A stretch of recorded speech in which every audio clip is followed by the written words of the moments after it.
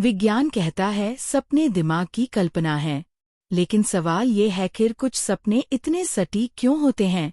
वो सपने जो आपके डर को नाम देते हैं, आपकी दबी इच्छाओं को उजागर करते हैं और कभी-कभी भविष्य की तरफ इशारा भी करते हैं। आज रात आप जो सपना देखेंगे, अगर वो सिर्फ आपके दिमाग की कल्पना न होकर आपके डर, आपकी दबी हुई इच्छाओं और शायद आपके भविष्य की एक चेतावनी हो तो?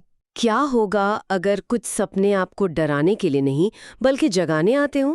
आज हम नींद की नहीं बल्कि आपके ही भीतर छुपे सच की एक गहरी यात्रा पर चल रहे हैं। हमारे पास 9 सपनों का वो रहस्य जिसे आपका दिमाग छुपा रहा है नाम की एक किताब के कुछ अंश हैं। और आज हम इसी के जरिए सपनों की दुनिया की गहराई में उतरेंगे और समझेंगे कि ये सपने आखिर आते क्यों हैं और इनका असली मतलब क्या है। और हमारा मकसद ये पता लगाना है कि क्या हम अपने सपनों को समझने के लिए सच में तैयार हैं, क्योंकि ये स्रोत एक बहुत सीधी बात कहता है, सपने वो आईना है जहां झूठ टिक नहीं पाता। तो चलिए इसी सवाल से शुरू करते हैं। हम सपने क्यों देखते हैं? ये एक ऐसा सवाल है जो मुझे लगता है हर किसी के मन में कभी ना कभी आता है। बिल्कुल। हम अपनी जिंदगी का लगभग 1/3 हिस्सा सोते हुए बिताते हैं। फिर भी ये दुनिया एक रहस्य बनी हुई है। कभी हम उड़ रहे होते हैं, कभी गिरते हुए और कभी कभी किसी अनजानी चीज से भाग रहे होते हैं। और जागने पर हम अक्सर क्या कहते हैं? यही कि अरे बस सपना था। लेकिन क्या वाकई वो बस एक सपना था, या ये हमारे दिमाग का कोई गुप्त संदेश था जिसे हम पढ़ना नहीं जानते? स्रोत के मुताबिक ये निश्चित रूप से एक संदेश है। सपना अवचेतन मन की भाषा है। अवचेतन मन की भाषा? हाँ, इसे ऐसे समझिए, दिन भर में हम अपने डर, अपनी इच्छाओं और दर्द को एक ताले में बंद कर देते हैं, एक तरह से दबा देते हैं। बिल्कुल। हम खुद से कहते हैं अभी इस बारे में नहीं सोचेंगे, या ये संभव नहीं है, या फिर मजबूत बनो, रोना नहीं है। लेकिन रात में जब हमारा तार्किक दिमाग, जो उस ताले का पहरेदार है, थक कर सो जाता है, तो यही दबी हुई भावनाएं तस्वीरों और कहानियों के रूप में बाहर आती हैं। तो इसका मतलब ये हुआ कि सपने भविष्य नहीं बताते, बल्कि हमारा ही छुपा हुआ सच बताते हैं। जैसे हमारा दिमाग दिन में एक डायरी लिखता है जिसे हम पढ़ नहीं पाते, और रात में सपने उस डायरी के पन्ने होते हैं। बिल्कुल सही कहा आपने। इसीलिए स्रोत में एक बहुत अच्छी लाइन है, असल में सच ही सपना बनकर आया था। सपने ये नहीं बताते कि कल क्या होगा, वो ये बताते हैं कि आज आपके भीतर क्या चल रहा है जिसे आप स्वीकार नहीं कर पा रहे हैं। इस किताब में किसान की पुरानी कहानी का जिक्र है जो इस बात को बहुत अच्छे से समझाती है। हाँ, वो खजाने वाली कहानी। हाँ, उसे बार बार सपना आता है कि उसकी जमीन के नीचे खजाना है। पहले तो वो इससे वहम समझकर हंस देता है, लेकिन बार बार एक ही सपना आने पर जब वो खुदाई करता है तो उसे सच में सोना मिलता है। और इस कहानी का सार सोने के बारे में नहीं है ना? नहीं, बिल्कुल नहीं। ये ध्यान देने के बारे में है। वो खजाना उसके अंदर की आवाज थी जिसे वो दिन के शोर में सुन नहीं पा रहा था। स्रोत हमें बताता है कि हर सपना कोई महान संदेश नहीं होता। कुछ सपने वाकई में दिन भर की घटनाओं का कचरा होते हैं जिन्हें दिमाग साफ कर रहा होता है। तो फिर हम कैसे पहचानें कि कौन सा सपना सिर्फ दिमागी सफाई है और कौन सा एक जरूरी संदेश या कहें तो एक अलार्म है? इसका जवाब सपने की भावना में छुपा होता है। जो सपने आपको बेचैन कर दें, जगा दें, या जिनके बारे में आप दिन भर सोचते रहें, वो अक्सर दिमागी सफाई से ज्यादा होते हैं। वो आपके जीवन के लिए एक अलार्म की तरह हैं। वो डराने नहीं, बल्कि ये बताने आते हैं कि कहीं कुछ ऐसा है जिस पर ध्यान देने की जरूरत है। बिल्कुल ठीक है, तो ये तो सपनों का मनोवैज्ञानिक पहलू हुआ, लेकिन वैज्ञानिक रूप से ये प्रक्रिया कैसे काम करती है? ऐसा लगता है कि सोते समय सब कुछ शांत हो जाता है, शरीर और दिमाग दोनों आराम कर रहे होते हैं। और यही सबसे बड़ा भ्रम है। असल में सोते समय हमारा दिमाग अपनी सबसे सक्रिय अवस्था में होता है।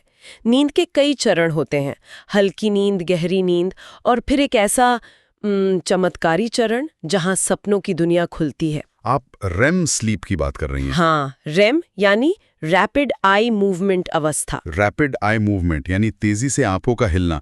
मैंने इसके बारे में पढ़ा है। इस दौरान दिमाग जागने की अवस्था से भी ज्यादा सक्रिय होता है, ज्यादा ग्लूकोज जलाता है, लेकिन शरीर पूरी तरह से लकवाग्रस्त हो जाता है। सही। किताब में से एक बेहतरीन उपमा दी गई है, पिंजरे में बंद एक बाघ। एक ऐसा दिमाग जो दहाड़ रहा है, लेकिन एक ऐसे शरीर में कैद है जो हिल नहीं सकता। क्या बेहतरीन उपमा है। और ये प्रकृति का एक शानदार सुरक्षा तंत्र है।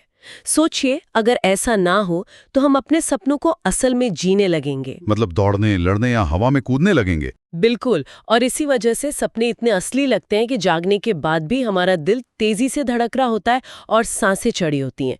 दिमाग के लिए वो अनुभव 100% सच था। तो विज्ञान के अनुसार इन सपनों का असली काम क्या है? क्या ये सिर्फ इस सक्रिय दिमाग का शोर है या इसका कोई गहरा मकसद है? स्रोत 3 मुख्य काम बताता है।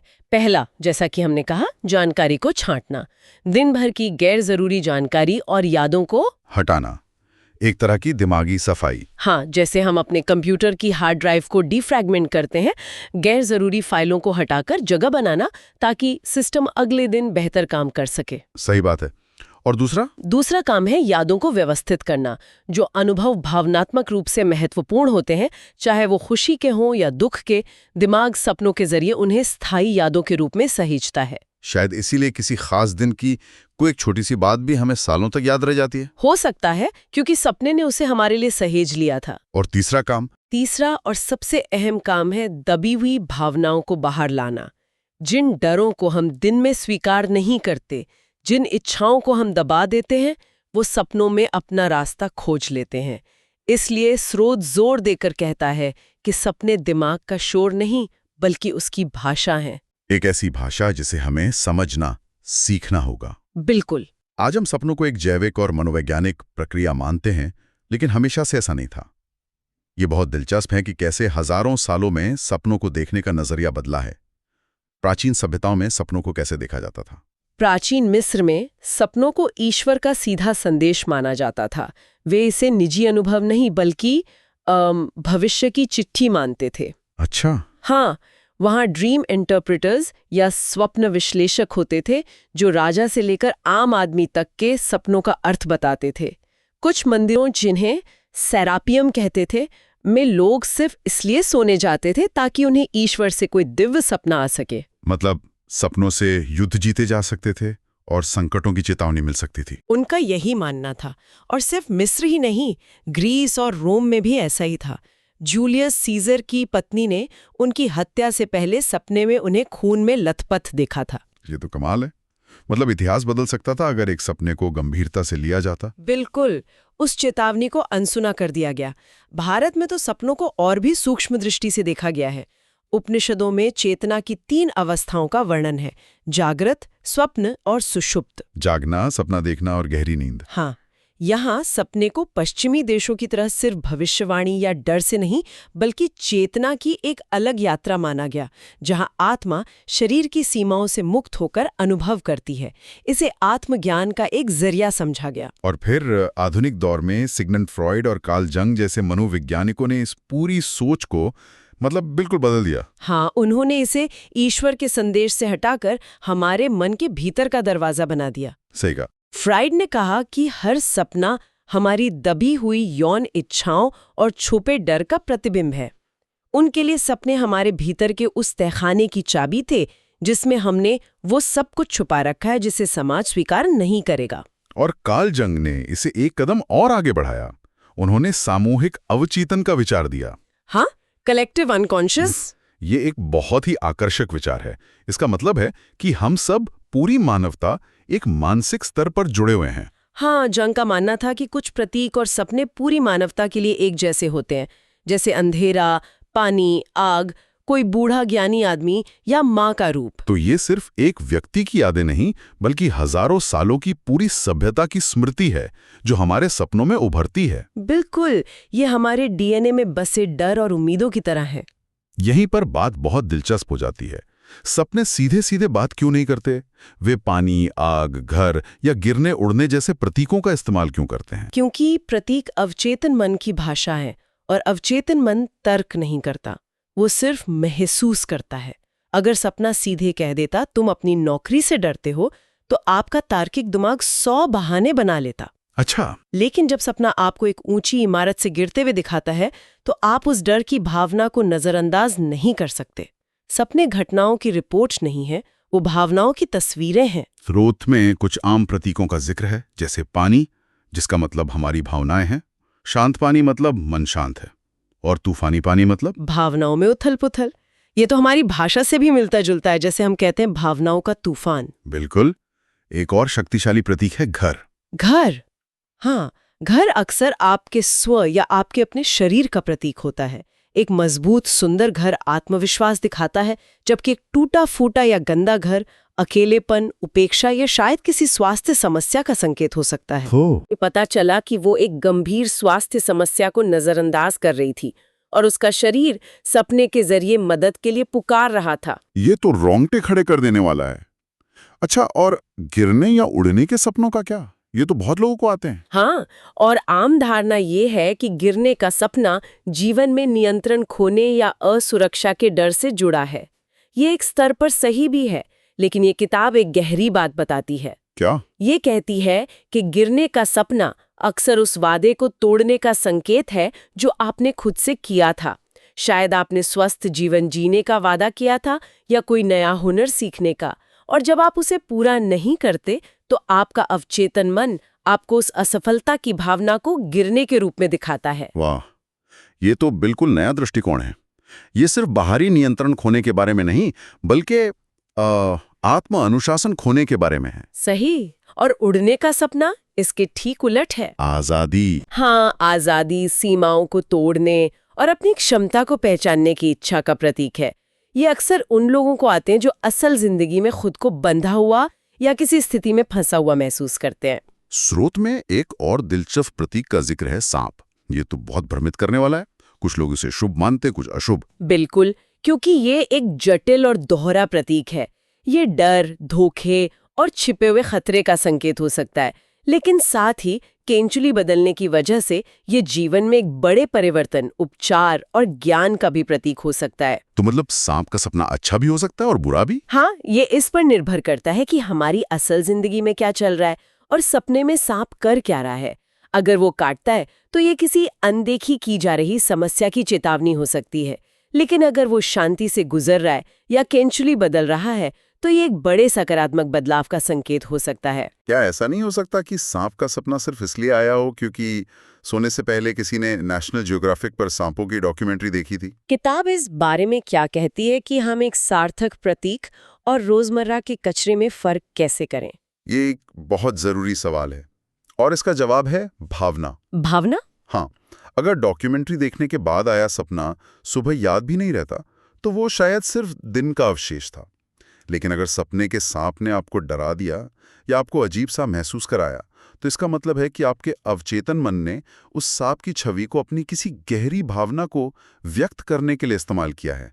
असली कुंजी हमेशा भावना ही होती है।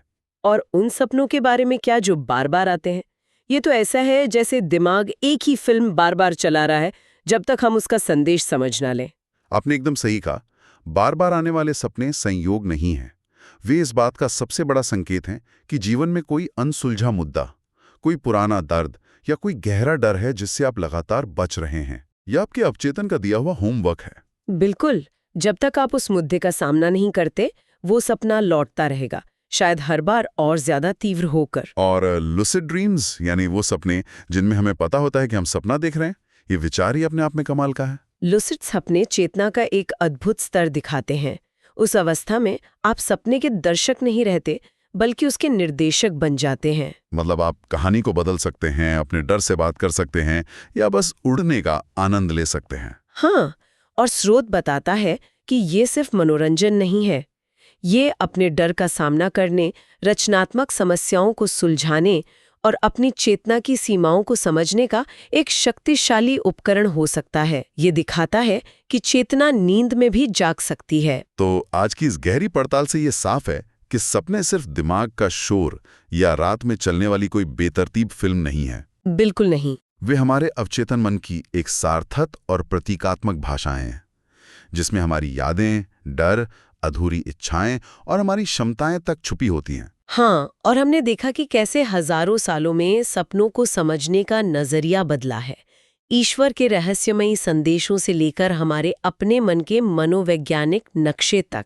सही बात है। और सबसे महत्वपूर्ण बात जो इस स्रोत से निकल कर आती है वो ये है कि सपनों का असली मतलब किसी किताब या किसी विशेषज्ञ के पास नहीं, बल्कि खुद सपना देखने वाले के भीतर ही छुपा होता है। हर प्रतीक, हर कहानी आपकी अपनी सच्चाई, आपके अपने संदर्भ से जुड़ी होती है। हाँ, कोई और आपको बता सकता है कि पानी का मतलब क्या होता है, लेकिन सिर्फ आप जानते हैं कि आपके लिए पानी का असली एहसास क्या है। तो अगली बार जब कोई सपना आपको परेशान करे या सोचने पर मजबूर कर दे, तो शायद ये पूछने की बजाय कि ये सपना क्यों आया, ये पूछना ज्यादा जरूरी है कि ये सपना मुझे क्या बताने की कोशिश कर रहा है। ऐसी कौन सी बात है जिसे मैं दिन के उजाले में सुनना नहीं चाहता? जिसे मेरा मन रात के अंधेरे में दिखाने पर मजबूर है। और कौन सा ऐसा सच है जिसे यह सपना जगाए बिना चुप नहीं होने देगा। सपनों की दुनिया भी अजीब है ना?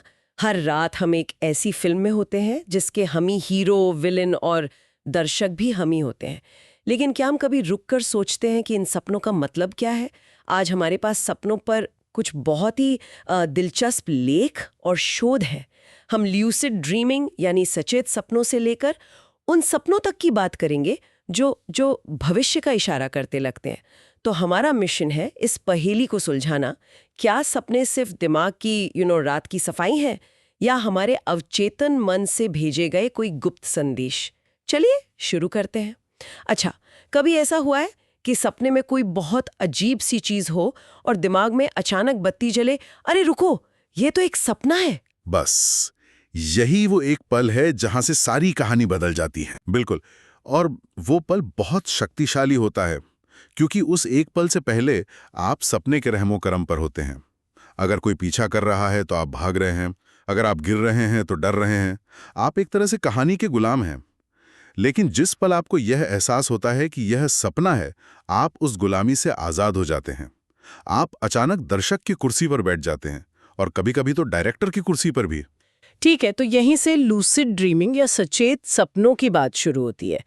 ये सुनने में किसी साइंस फिक्शन फिल्म जैसा लगता है कि आप नींद में हैं पर आपका दिमाग जागा हुआ है। आप सिर्फ घटनाओं को देख नहीं रही, बल्कि ये भी जानती हैं कि ये सब असली नहीं है। ये एक वर्चुअल रियलिटी गेम की तरह है जिसे आपका अपना दिमाग बना रहा है।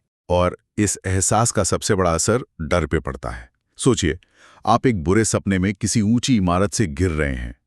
आमतौर पर यह बहुत डरावना होता है, लेकिन अगर आपको पता हो कि ये सपना है, तो वही गिरना एक रोमांचक अनुभव बन सकता है। जैसे आप उड़ रहे हों, डर की पकड़ ढीली हो जाती है। सपना एक जेल से बदलकर एक खेल का मैदान बन जाता है, एक ऐसी प्रयोगशाला जहां आप बिना किसी असली खतरे के अपने सबसे बड़े डरों का सामना कर सकते हैं। ये तो कमाल है। लेकिन सवाल ये है कि क्या ये कोई सुपर पावर है जो कुछ ही लोगों के पास होती है, या इसे सीखा जा सकता है? हमारे स्रोत कहते हैं कि इसे सीखा जा सकता है, पर यह रातों रात नहीं होता। इसमें प्रैक्टिस लगती है। हाँ, ये एक स्किल है, कोई जादू नहीं। पहला और सबसे जरूरी कदम है अपने सपनों को याद रखने की आदत डालना। ज्यादातर लोग सुबह उठते ही अपने करीब 80% सपने भूल जाते हैं। तो सुबह उठते ही बिना हिले डुले सपने को मन में दोहराने की कोशिश करें, या एक ड्रीम जर्नल बनाएं और जो भी धुंधला सा याद हो उसे लिख लें।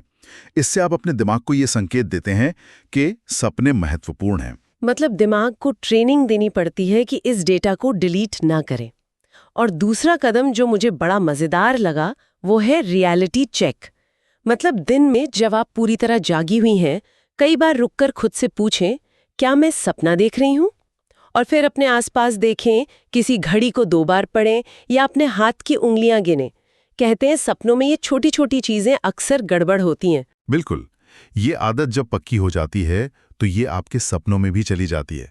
और फिर एक दिन जब सपने में कुछ अजीब होगा, जैसे आपका कुत्ता आपसे बात करने लगे, तो आपका दिमाग आदत के तौर पे पूछेगा, क्या मैं सपना देख रहा हूं?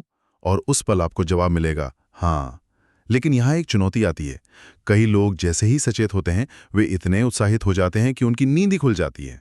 हाँ, ये तो मेरे साथ हुआ है। जैसे ही मुझे पता चलता है कि ये सपना है, मैं कुछ करने की सोचती हूँ और धड़ाम से आंख खुल जाती है। तो इस उत्साह को कैसे काबू में रखें? इसका तरीका है शांत रहना। जैसे ही आप सचेत हों, बहुत ज्यादा उत्साहित होने के बजाय अपने आसपास की किसी चीज पर ध्यान केंद्रित करें। अपने सपनों के हाथों को देखें या जमीन को महसूस करने की कोशिश करें। इससे सपना स्थिर होता है। और तीसरा कदम है सोने से पहले का इरादा। बस शांति से लेटकर खुद से कहें, आज रात जब मैं सपना देखूंगा तो मुझे याद रहेगा कि मैं सपना देख रहा हूं। ये छोटा सा इरादा आपके अवचेतन मन के लिए एक निर्देश की तरह काम करता है। ये तो सिर्फ एक मौजूदार अनुभव नहीं है, इसका एक गहरा मतलब एक हीलिंग साइड भी है, जैसा कि हमारे नोट्स में बताया गया है। जिन लोगों को बार बार बुरे सपने आते हैं, जैसे सैनिक या किसी हादसे से गुजरे लोग, उनके लिए ये एक बहुत बड़ा हथियार बन सकता है। निश्चित रूप से। कल्पना कीजिए कि आपको हर रात एक ही डरावना सपना आता है जिसमें कोई आपका पीछा कर रहा है।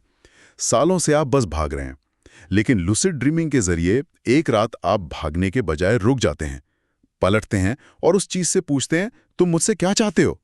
हमारे स्रोत बताते हैं कि कई मामलों में वो डरावनी चीज या तो गायब हो जाती है या कुछ ऐसा जवाब देती है जिससे उस व्यक्ति के असल जीवन का कोई डर सामने आता है। डर का सामना होते ही उसकी ताकत खत्म हो जाती है। यह आत्मविकास का एक बहुत शक्तिशाली जरिया है। जब हम इस तरह अपने सपनों के डर पर काबू पा लेते हैं, तो क्या हमारा मन दूसरी तरह के संदेशों को पकड़ने के लिए ज्यादा खुल जाता है? मेरा मतलब है उन सपनों से जिनका जिक्र हमेशा होता है, भविष्य बताने वाले सपने, क्या ये सच में होता है? ये सपनों का सबसे रहस्यमयी और विवादास्पद पहलू है। स्रोत इसे भविष्यवाणी कहने के बजाय गहरा विश्लेषण कहना पसंद करते हैं। यहाँ हमारे अवचेतन मन की भूमिका बहुत फैसिनेट करती है। और सबसे दिलचस्प बात यह है कि हमारे स्रोत बताते हैं कि हमारा अवचेतन मन एक दिन में लगभग 40 अरब बिट्स जानकारी प्रोसेस करता है, जबकि हमारा चेतन मन मुश्किल से 2000। 40 अरब? ये तो बहुत बड़ा अंतर है। इसका मतलब है कि हम अपने आसपास हो रही 99.999% चीजों पर ध्यान ही नहीं देते। बिल्कुल, हम उन पर चेतन रूप से ध्यान नहीं देते, लेकिन हमारा अवचेतन मन सब कुछ रिकॉर्ड कर रहा होता है। आपके बॉस के चेहरे पर आया हल्का सा तनाव, आपकी कार से आती एक बहुत ही धीमी आवाज, आपके दोस्त की बातों में छिपा एक अनकहा दुख। दिन में हमारा तर्क वाला दिमाग इन छोटी छोटी बातों को नजरअंदाज कर देता है, लेकिन रात में जब तर्क सो रहा होता है, हमारा अवचेतन मन इन सारे डॉट्स को जोड़कर एक तस्वीर बनाता है। और कभी-कभी वही तस्वीर एक भविष्य सूचक सपने के रूप में सामने आती है। इसका एक बहुत अच्छा उदाहरण हमारे नोट्स में है। एक व्यक्ति को बार बार सपना आता है कि उसकी नौकरी चली गई है, और कुछ हफ्तों बाद सच में ऐसा हो जाता है। तो यहाँ सपना भविष्य नहीं बता रहा था। नहीं, यहाँ सपना उन संकेतों को सामने ला रहा था जिन्हें उसका जागा हुआ दिमाग मानने से इनकार कर रहा था। हो सकता है कि ऑफिस में नए प्रोजेक्ट्स उसे नहीं मिल रहे थे, या उसके मैनेजर उससे आंखें चुरा रहे थे। उसका अवचेतन मन खतरे को पहले ही भांप चुका था और सपने के जरिए उसे चेतावनी दे रहा था। सपना कारण नहीं था, वो एक नतीजा था। ये बात तो समझ में आती है, लेकिन इसमें एक खतरा भी है। क्या लोग सपनों के इन इशारों को गलत समझकर गलत फैसले नहीं ले सकते? मान लीजिए किसी को सपने में प्लेन क्रैश दिखे और वो अपनी जरूरी यात्रा रद्द कर दे। ये एक बहुत जरूरी सवाल है, और यहीं पर सावधानी बरतने की जरूरत है। स्रोत इस बात पर जोर देते हैं कि सपनों को एक सलाहकार की तरह देखना चाहिए, बॉस की तरह नहीं। वे हमें उन चीज़ों पर ध्यान देने के लिए कहते हैं जिन्हें हम नज़रअंदाज कर रहे हैं। वे हमें आने वाली संभावनाओं के लिए तैयार कर सकते हैं, लेकिन उन्हें पत्थर की लकीर मान लेना, वो हमें अपने जीवन की जिम्मेदारी से दूर ले जाता है। अंतिम फैसला हमेशा हमारी जागी हुई बुद्धि और विश्लेषण का होना चाहिए। तो मनोविज्ञान भी यही कहता है कि सपने हमारे अंदरूनी तनाव और भावनाओं को दिखाते हैं। सिर्फ भविष्य के संकेत ही नहीं, बल्कि हमारी मौजूदा मानसिक स्थिति का आईना होते हैं। जैसे अगर कोई तनाव में है तो उसे पीछा किए जाने, गिरने या नियंत्रण खोने वाले सपने आते हैं। हाँ, और यहाँ से एक बड़ा सवाल उठता है, हमारा दिमाग इन भावनाओं को सीधे सीधे क्यों नहीं बताता? वो इतने अजीब और घुमावदार प्रतीक क्यों इस्तेमाल करता है? जैसे किसी जिम्मेदारी से भागने वाले को सच में किसी राक्षस के द्वारा पीछा किया जाने का सपना क्यों आता है? ये एक अच्छा सवाल है। शायद इसलिए क्योंकि सीधे सच का सामना करना ज्यादा मुश्किल होता है। बिल्कुल, जागते समय हमारा तर्कशील दिमाग इन असहज भावनाओं को दबा देता है। हम खुद को व्यस्त रखते हैं ताकि हमें यह ना सोचना पड़े कि हम अपनी नौकरी से खुश नहीं हैं या किसी रिश्ते में घुटन महसूस कर रहे हैं। लेकिन नींद में जब तर्क का पहरा हट जाता है तो ये दबी हुई भावनाएं प्रतीकों का मुखौटा पहनकर बाहर आती हैं। ये प्रतीक एक तरह की सुरक्षा परत हैं। ये हमें समस्या दिखाते हैं, लेकिन इतनी दूरी से कि हम घबरा ना जाएं। और हमारे स्रोतों में कुछ आम सपनों के पैटर्न का भी जिक्र है, जैसे सपने में बार बार परीक्षा में फेल होना, जबकि आप सालों पहले पढ़ाई छोड़ चुके हैं। ये अक्सर दिखाता है कि व्यक्ति असल जीवन में किसी स्थिति में खुद को जांचा हुआ महसूस कर रहा है और उसे अपनी काबिलियत पर शक है, शायद नई नौकरी में या किसी नए रिश्ते में। या फिर वो सपना जिसमें आपके दांत टूटकर गिर रहे होते हैं। ये बहुत आम सपना है। मनोवैज्ञानिक तौर पर इसे अक्सर संवाद की कमी या अपनी बात कहने में लाचारी से जोड़ा जाता है। शायद आप असल जीवन में कुछ कहना चाहते हैं पर कह नहीं पा रहे, और सपने में आपकी आवाज ही टूटकर गिर रही है। बार बार आने वाला सपना एक अलार्म की तरह है, जिसे हमारा मन तब तक बजाता रहता है जब तक हम जागकर ये ना देख लें कि कहाँ आग लगी है। तो सपनों को समझना असल में खुद को समझना है। उनका मकसद हमें डराना नहीं, बल्कि हमें ये बताना है कि देखो, इस तरफ ध्यान देने की जरूरत है। वो समाधान नहीं देते, लेकिन वे समस्या की ओर उंगली जरूर उठाते हैं। तो मनोविज्ञान ये बताता है कि हमारे अंदर क्या चल रहा है, लेकिन क्या ये सिर्फ तनाव और दबी हुई भावनाएं हैं, या कुछ संस्कृतियों के अनुसार ये किसी गहरी चेतना का संकेत भी हो सकता है। ये एक बहुत सुंदर पुल है जो मनोविज्ञान को आध्यात्मिकता से जोड़ता है। कई प्राचीन संस्कृतियां और आध्यात्मिक परंपराएं मानती हैं कि नींद सिर्फ शरीर और दिमाग का आराम नहीं है। वे मानती हैं कि जब शरीर सोता है तो हमारी चेतना एक अलग सूक्ष्म स्तर पर यात्रा करती है। यह सिर्फ मानसिक प्रक्रियाओं का नतीजा नहीं, बल्कि चेतना की एक गहरी अवस्था है। स्रोत में ये भी बताया गया है कि जो लोग ध्यान या इस तरह की दूसरी प्रैक्टिसेस करते हैं, उन्हें अक्सर बहुत ही अलग तरह के सपने आते हैं। उन्हें डरावने या उलझे हुए सपने कम और शांतिपूर्ण या प्रतीकात्मक सपने ज्यादा आते हैं, जैसे सपने में तेज रोशनी देखना या किसी सुंदर शांत जगह पर होना या उड़ना। हाँ, और इन सपनों की व्याख्या 2 स्तरों पर की जा सकती है। एक मनोवैज्ञानिक कह सकता है कि ये एक शांत और संतुलित मन का संकेत है। जो व्यक्ति दिन में शांत रहता है, उसका मन रात में भी शांत रहेगा। ये बिल्कुल सही है। लेकिन एक आध्यात्मिक गुरु इसे चेतना के विकास का संकेत मान सकता है। उनके लिए सपने में प्रकाश देखना आंतरिक जागृति का प्रतीक है। ये दोनों व्याख्याएं एक दूसरे को काटती नहीं हैं, बल्कि एक ही अनुभव को अलग अलग नजरियों से देखती हैं। और ये सपने हमारे जीवन को कैसे प्रभावित करते हैं? क्या कोई सपना देखकर किसी की जिंदगी बदल सकती है? सीधे तौर पर शायद नहीं, लेकिन अप्रत्यक्ष रूप से जरूर।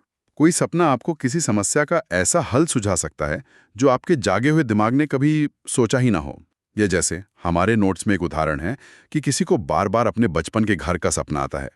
इसका मतलब ये हो सकता है कि वो व्यक्ति भावनात्मक रूप से अतीत में अटका हुआ है। ये सपना उसे यह एहसास दिला सकता है कि उसे आगे बढ़ने के लिए अतीत की कुछ बातों को सुलझाने की जरूरत है। इस तरह सपना एक उत्प्रेरक का काम करता है जो जीवन में सकारात्मक बदलाव ला सकता है। तो आज की हमारी इस पूरी चर्चा का सार ये है कि सपनों को किसी एक डिब्बे में बंद नहीं किया जा सकता। वे सिर्फ केमिकल लोचा नहीं है और न ही वे कोई भविष्य बताने वाली जादुई किताब है। बिल्कुल। निष्कर्ष ये है कि सपने हमारे दिमाग, हमारे अनुभव, हमारी भावनाएं और हमारी चेतना का एक मिला-जुला कॉकटेल है। वे एक पुल हैं जो हमारे चेतन और अवचेतन मन को जोड़ते हैं। जब हम उन्हें बिना किसी डर या अंधविश्वास के बस एक खुली जिज्ञासा के साथ देखते हैं, तो वे खुद को समझने का एक बहुत शक्तिशाली आईना बन जाते हैं। वे हमें वो सब दिखाते हैं जो हम दिन की तेज रोशनी और भागदौड़ में देख नहीं पाते। तो आज हमने सपनों की दुनिया में एक बहुत गहरी और लंबी यात्रा की। हमने लूसिड ड्रीमिंग से शुरुआत की, जहां हम सपनों के डायरेक्टर बन सकते हैं। फिर हमने भविष्य जैसे दिखने वाले सपनों के पीछे के मनोविज्ञान को समझा और अंत में जाना कि कैसे सपने हमारी मानसिक और आध्यात्मिक स्थिति का एक्सरे हो सकते हैं। और शायद सबसे बड़ी बात यह है कि सपने हमसे बात करना चाहते हैं। वे हमारे जागृत और अवचेतन मन के बीच का एक संवाद हैं। वे रात का शोर नहीं है, बल्कि हमारे अंदर की दुनिया से आने वाले संकेत हैं। और अगर हम उन्हें सुनना सीख लें, तो हम खुद को और अपने जीवन को शायद कहीं बेहतर तरीके से समझ सकते हैं। आज के लिए एक अंतिम विचार।